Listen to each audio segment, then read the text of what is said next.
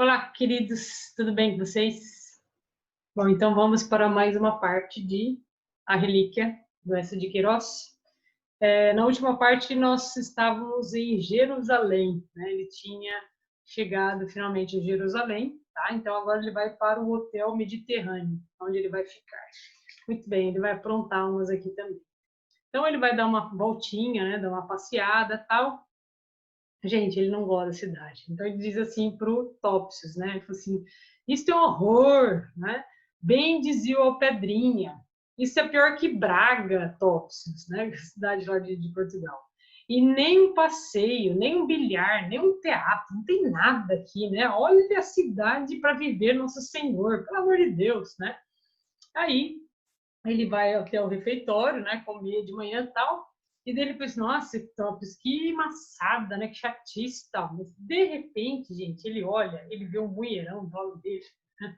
Aí ele fala assim, caramba, Topsius, que grande mulher, né? E aí ele fala, grande em verdade, sólida e saudável como eu, branquinha, cabelos ondulados, né? Ondeado e castanho, né?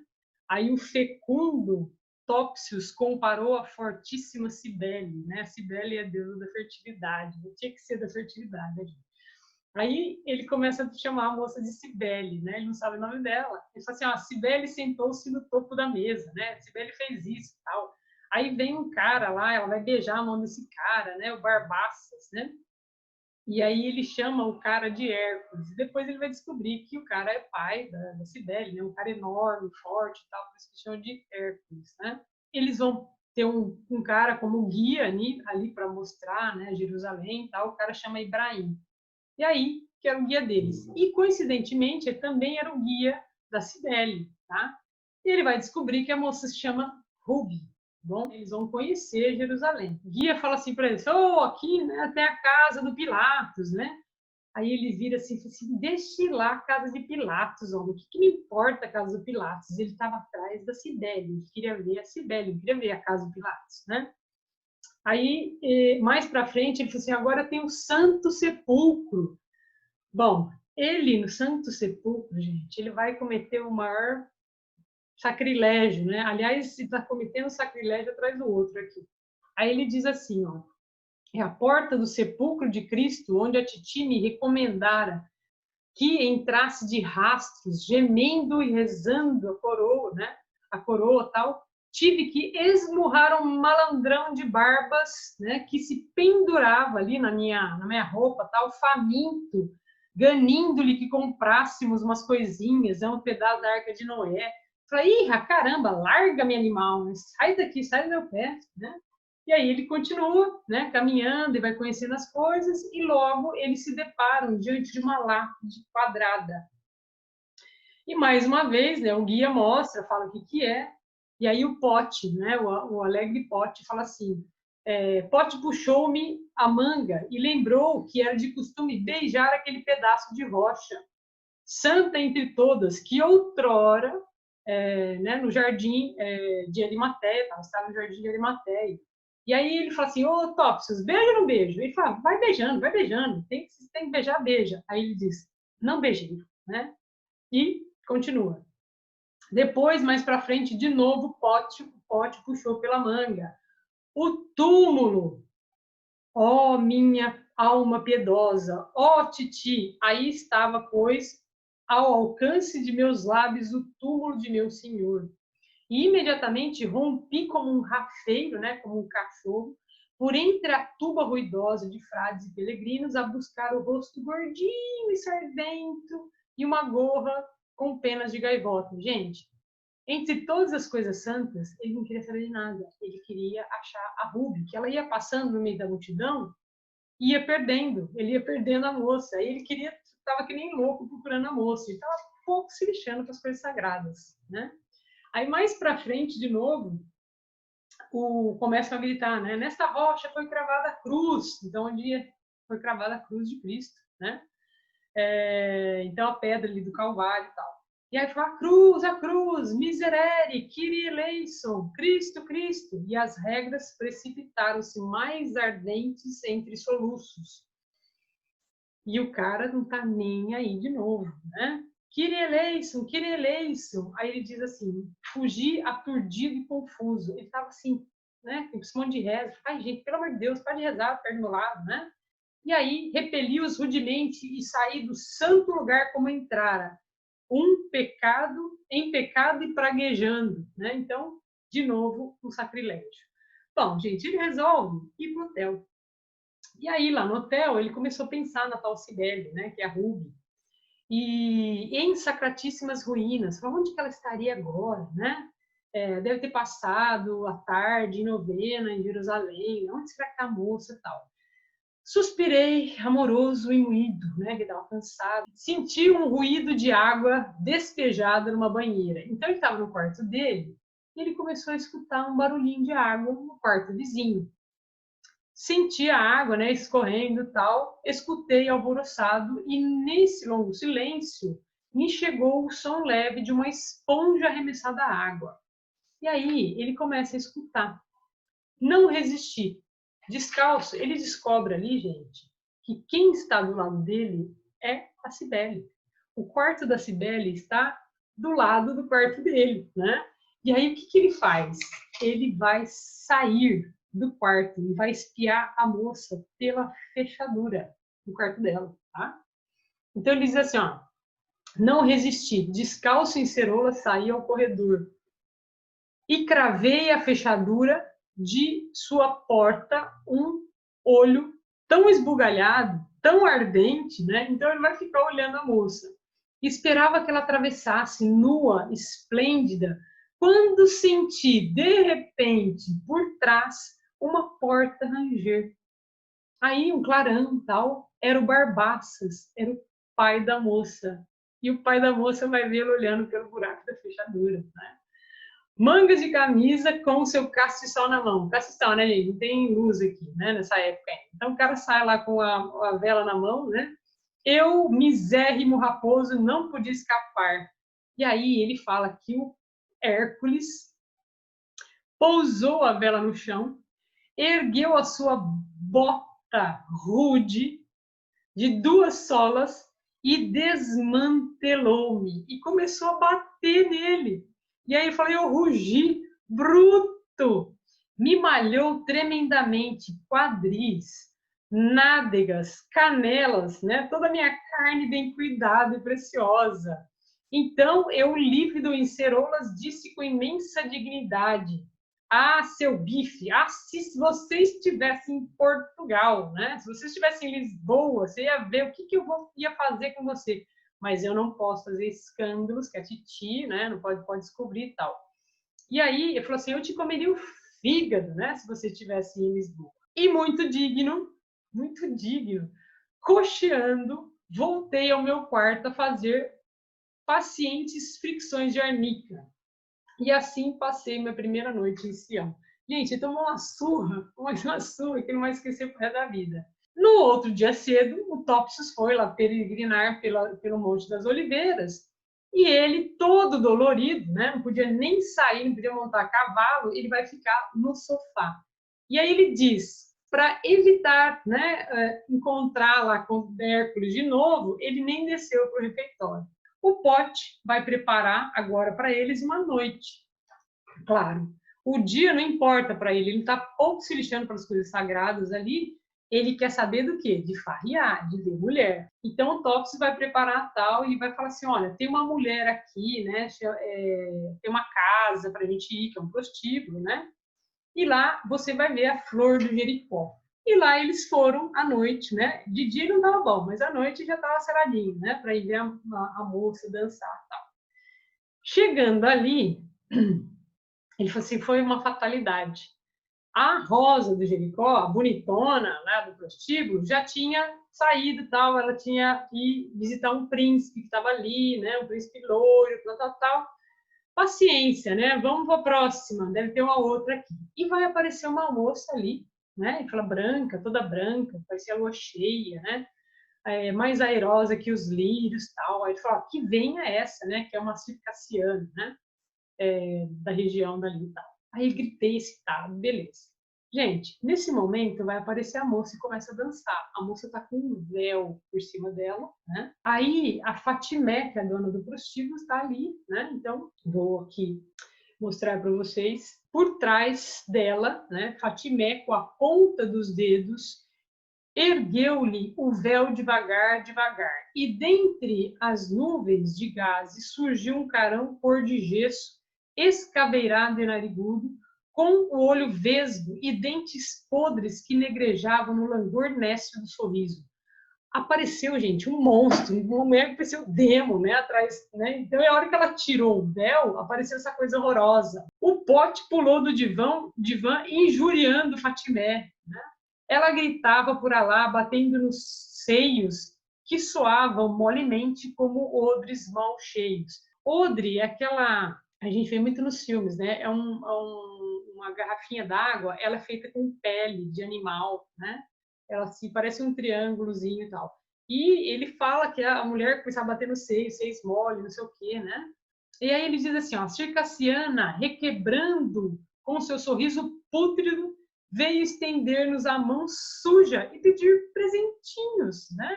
Repelia com nojo. Ele dizia, ô Topsy, pelo amor de Deus, né? Isso é uma infame, que mulher horrorosa é essa?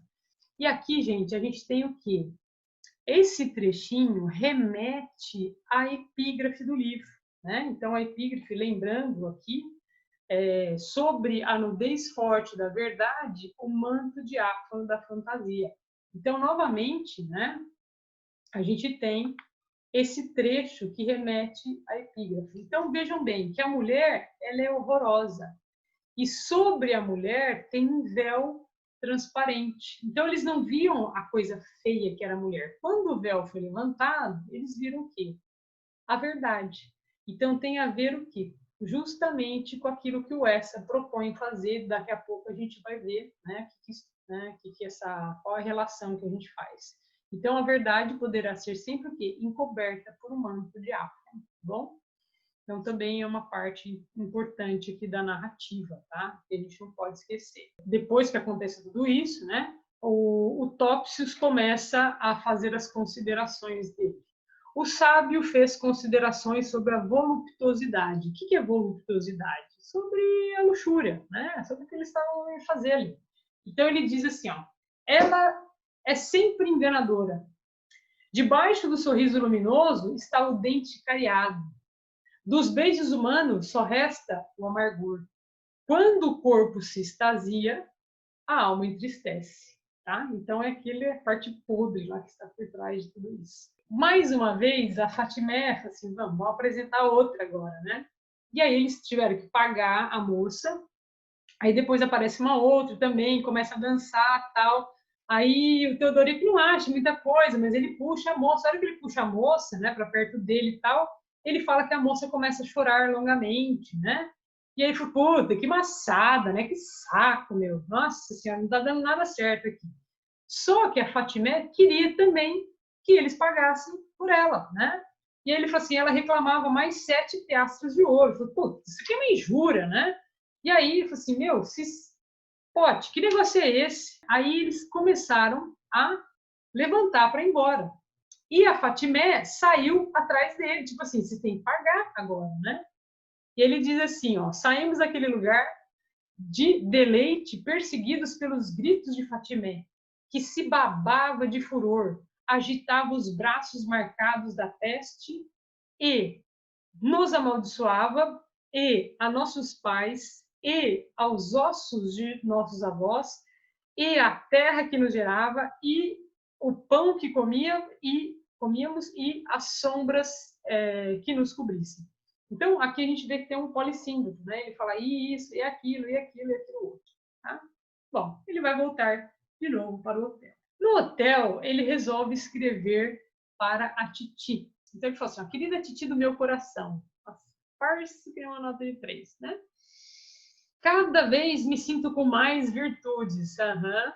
Esta noite passei a quase toda a rezar a Nossa Senhora do Patrocínio, que todo mundo aqui em Jerusalém respeita muitíssimo, né? E aí ele diz que a Nossa Senhora vai conversar com ele, gente, ele conta pra tia. E ele falou assim, aí eu disse assim, né, para ela, enquanto eu estava rezando e tal. Ai, quem me dera saber como está a minha tia do patrocínio. Ele falou assim, Titi, você não vai acreditar, mas a senhora, com a sua boca divina, disse textuais palavras. E para não esquecer, eu até escrevi no punho da camisa. E aí a Nossa Senhora vai falar, a minha querida afilhada vai bem, Raposo, né? Você fala assim, como é possível, né? Bom, e aí ele diz que já separou umas relíquiazinhas, né, para ela. Aí ele diz que tem a palhinha do presépio, gente, palhinha do presépio de Jesus Cristo. Tem também umas tabuinhas que o São José fez, o José pai de Jesus, né, que também era carpinteiro, né? Então ele costumava fazer essas tabuinhas e tal. Então tudo isso ele quer levar para curar os males da Titi, tá? Mas que ele ainda ia levar uma relíquia, a relíquia para ela, que ainda não eram essas as relíquias que ele tinha escolhido. Bom, aí ele pede bênção para ela e fala que ele está chupadinho de saudades e deseja a sua saúde, né? Então, ele assina lá Teodorico. Nesse momento, eles vão dormir, aí ele fala que cedo eles vão partir para o Jordão, tá? Então, eles vão para o Jordão e, mais uma vez, né, gente, Jordão, ali onde Jesus foi batizado, né? Então, um lugar sagrado, de novo, né? De reza, né? Então, e aí ele diz assim, ó, obedecendo a recomendação da Titi, despi-me, banhei-me nas águas do Batista. Depois ria, ele começou a cantar lá tal, e aproveitei aquela bucólica banheira entre as árvores. Muito bem. Aí ele fica ali e tal, e viva Nosso Senhor, né? E blá, blá, blá, tal. Cedinho, né? No outro dia, que era um domingo, o insaciável Topsius partiu para estudar as ruínas de Jericó. E ele resolveu ficar ali no acampamento, né? Que eles estavam no acampamento e tal. Aí ele começou, né, caminhar por ali, cantarolar um fado. Aí ele lembrou do Adelino, né, do senhor Adelino com a Adélia, né, as amantes dele, assim, eles devem estar se enroscando na alcova, beijando-se furiosamente, né, enfim. Aí ele começou a andar. De repente, e essa aqui é a parte importante, de repente ele fala assim, olhando, achei-me como perdido num sítio, né, num lugar ali, de grande solidão e de grande melancolia. E ele viu, isolada, orgulhosa, com um ar de raridade relíquia, uma árvore enorme. Ele falou assim, uma árvore tão repelente, um tronco tão grosso, né? Aí ele parou e ficou observando aquela árvore. E aí ele diz, é que eu me encontrava certamente diante de uma árvore ilustre. Fora um galho igual a esse, né, que, arranjado outrora, em outro tempo, em forma de coroa, por um centurião romano, por um guarda romano de Jerusalém, que ornara sarcasticamente, no dia do suplício, a cabeça do carpinteiro da Galileia, condenando, sim, condenando por andar dizendo ser o filho de Davi, dizendo ser filho de Deus. E eis que esse galho, por ter tocado os cabelos incultos do rebelde, tornara-se divino sobre os altares. Gente, ele vai falar que ele está se deparando, ele está contando para a gente, se deparou diante da árvore, de onde foi retirado o galho para fazer a coroa de espinhos que um soldado romano colocou na cabeça de Cristo. Olha isso. Bom, aí ele diz assim, ó, era ali uma árvore que, segundo dizem os autores, é mesmo de arrepiar. Era aquela. Eu tinha, ante meus frívolos olhos de bacharel, a sacratíssima árvore de espinhos. E logo uma ideia sucou meu espírito como um brilho de visitação celeste. Então ele fala que ele foi iluminado. Levar a Titi um desses galhos, o mais penugento, o mais espinhoso, como sendo a relíquia fecunda de milagres. Ele falou assim, cara, achei a relíquia para dar para Titi. E aí ele vai lembrar das palavras dela. Então, abre aspas, e ele fala assim, é a palavra da Titi. Se entendes que mereço alguma coisa pelo que tenho feito por ti, traz-me então destes sagrados lugares uma santa relíquia. E aí ele fala assim, essa, achei. Assim dissera a senhora Patrocínio, né, na véspera da minha jornada piedosa. Que podia eu lhe oferecer de mais sagrado, mais enternecedor, mais eficaz que o ramo da árvore de espinhos colhido no Vale do Jordão? E aí ele diz que, de repente, assaltou uma áspera inquietação. Rondando em torno dessa árvore de espinhos, interroguei-a sombrio e rouco. Ele vai conversar agora com a árvore, né? Anda, monstro, dize, és tu uma relíquia divina com poderes sobrenaturais? Ou és apenas um arbusto grotesco com um nome latino sem classificações? Fala, tens tu, como aquele cuja cabeça coroaste por escárnio, o dom de sarar? Vê lá, hein? Olha lá, você vai me falar. Fala, monstro. E aí ele diz, o monstro não falou. Aí ele falou assim, a árvore de espinho mandava aquele palpite suave da morte da senhora Dona Patrocínio, como uma promessa suficiente de que, transportado para o oratório, nenhum dos seus galhos impediria que o fígado dessa hedionda senhora inchasse ou se desfizesse. E isto foi entre nós, né, nesse lugar ermo tal, como um pacto taciturno, profundo, né, e imortal. Mas era esta realmente a árvore de espinhos? Gente, o que ele resolve fazer? Consultar o doutíssimo Topsius. E aí ele fala, resolvi consultar o sólido sapientíssimo Topsius. Aí ele conta, né, para o Topsius que ele achou tal árvore, não sei o que, árvore assim, assim, assado, né? E aí o Topsius vira para ele e diz assim, um arbusto de espinhos? Banalíssimo em toda a Síria. Tipo assim, deve ter mais umas 5.000 iguais a essa, né? E aí, gente, ele vai, conversa com o Topsius e conversa e conversa. Ele vai fazer com que o Topsius jure que essa é a árvore sagrada, tá? Então aí ele fala assim, ai, Topsius, que peninha, né, que você tá falando que não é. A Titi fazia tanto gosto que fosse daqui, né? Faria, né? A Titi ia ficar tão feliz, né? Topsius. A Titi é tão rica, Topsius. Então, este sagaz filósofo compreendeu que há razões de família como há razões de Estado. E foi sublime. Estendeu a mão por cima da árvore e disse essas palavras memoráveis. Dom Raposo, nós temos sido bons amigos. Pode, pois, afiançar a senhora sua tia, da parte de um homem que a Alemanha escuta em questões de crítica arqueológica, que o galho que lhe levar daqui, arranjado em coroa, foi... reticências. E aí ele grita, foi? Berrei ansioso. Foi o mesmo que ensanguentou a fronte de Rabi Yeshua Nazaré, a quem os latinos chamam Jesus de Nazaré e outros também chamam o Cristo. Gente, ele conseguiu. Então agora eu tenho a palavra de Topsius, né? E aí ele falou assim, ó, só falta lá uns pinguinhos de sangue, né? Só tá faltando isso. Aí ele falou assim, Jesus, a Titi vai se babar, né? Ela vai amar a relíquia, agora sim que eu serei seu herdeiro.